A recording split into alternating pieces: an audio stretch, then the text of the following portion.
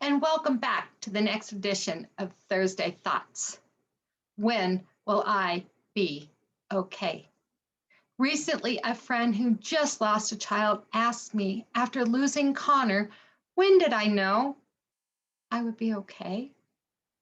I must say, her question made me pause and think since it's been a few years.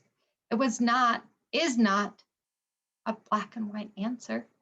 After a few moments of reflection, I told her that from the beginning, I promised I would allow myself to grieve. That meant if I did not feel like seeing anyone, I stayed home. I was okay with that. If I cried in the grocery store, it was okay.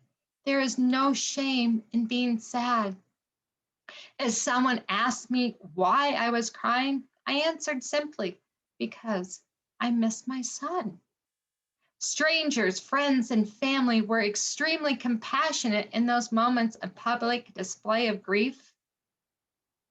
The love I received helped me to understand I would be okay, that I would survive my loss, and there would be a day when I would be happy again. In hindsight, it was my acceptance of what I was feeling in my loss that helped me to move through it. I accepted it was okay to cry, not to want to be around others, and accept a hole in my heart. I understood these emotions are all normal because as humans, we mourn the loss of loved ones. Now, my grief journey is mine to walk. No one can do the work for me. However, I must be open to moving through the pain to heal. I did have others to help me through it. I didn't do it totally alone. I leaned in my chaplain and used tools that I developed and created. Accepting where I was in my grief and that it was natural to cry and be sad made it easier for me to move forward. My friend then asked me, what advice could I give her?